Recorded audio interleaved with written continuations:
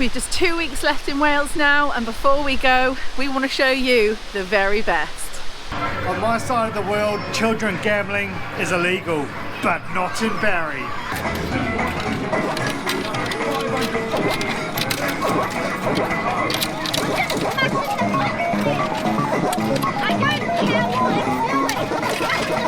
Absolute great place to take the kids. We have to mention Barry Island. Absolute classic. Yes, it is rough and ready. It is very rough and ready, but the kids absolutely love it. It's cheap family fun, and we've just grown to love it and embrace it for all of its imperfections. Its rustic charm, you might say. As you can see, there's loads of places like this. We've got we're just in this little one now, but there's like a whole street full of these little arcades and rides, and they're not over commercialized, you know, it's not touristy, so wow, so everything's cheap. The kids love it. Yeah, definitely check out Barry. What happens in Barry stays in Barry. So today we are here at Caerphilly Castle.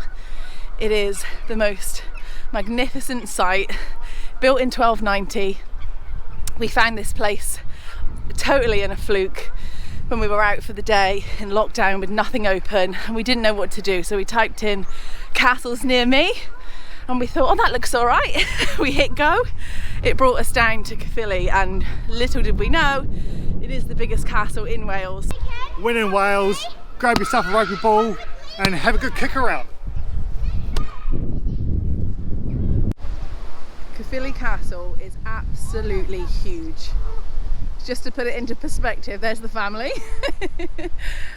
It just goes on and on and on, and it is absolutely stunning. Definitely make your way down to Caerphilly.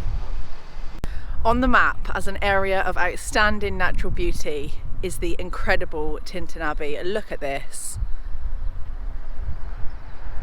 Even the drive into Tintern is just amazing. It doesn't matter what time of the year you come, whether it's autumn and the trees are reds and browns, the whole thing is just such an experience. As you turn the corner, you're met with this enormous monument just standing proudly there.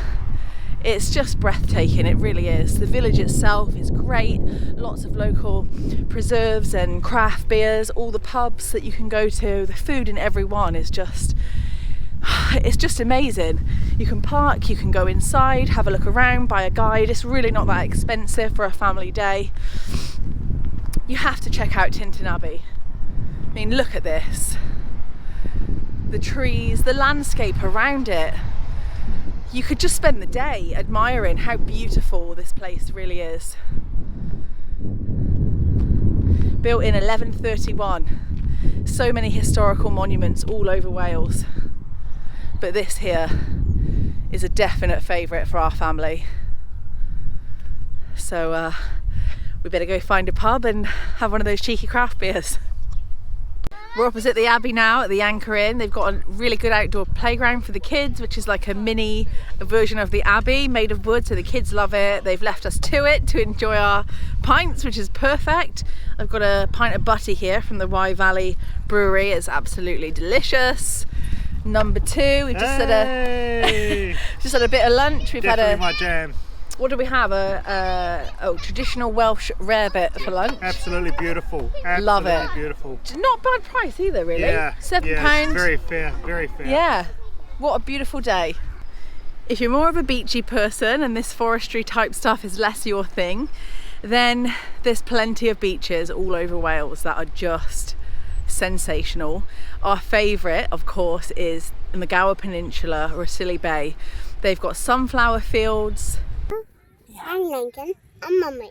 Lincoln and Mummy, and what have you got? A flower. Yeah. There's this local seafood hut kind of place nearby, and they have pumpkin fields on the colder months, October time, and it is just stunning. It's one of the best beaches I think I've ever seen, including living in Australia and New Zealand. It is absolutely worth the drive, but you must go early in the morning. Try to avoid weekends because the traffic on the way there can be a bit of a buzzkill, But if you do get caught later in the day, my best insider tip, local tip, would be to visit Usk. Type it in, Usk Village, park up, it's free in September. Walk along the bridge and you'll find this little break in the river where there's a little bank that you can follow straight into the water. Kids can paddle, people go wild swimming there. The water is crystal clear, it's really, really nice. We love it. So that's if you do find yourself having to leave later in the day, then that is definitely a good option for you. Sgwrd Henrhyd is the largest waterfall in South Wales at 90 foot, one drop, and also is known for the filming of Batman. You can walk behind there and enter the Batcave. Going, Evie? Yeah. Off you go, stay close to Dad. Hopefully I survive. If not, we'll delete the film. And now for honourable mentions, the Brecon Beacons. And also Tintern Express, the best curry in Wales. You're welcome. And one thing we definitely have to mention is the natural landscape of Wales itself, the whole thing, all the way south to north. We spent most of our time in South Wales, and the times that we have gone north have been to reconnect as a family and disconnect from technology. So we don't have much footage of our time there, but we've stayed in incredible tree houses, just amazing for camping. It's stunning. The whole of Wales, we love it. The air is fresh. You can't drive any more than 15 minutes without finding beautiful open space, greenery, different trees. At this time of year, coming into March, is St. David's Day, where we'll find daffodils and yellow flowers just everywhere. Wales' national flower. So absolutely, if you haven't before, make your way to Wales. If you have, we encourage you to come back again and do some more exploring. If you haven't, subscribe to our channel as we travel the world with our 4 kids, 8 and under. We'd love to bring you with us for the journey, and we'll see you next week.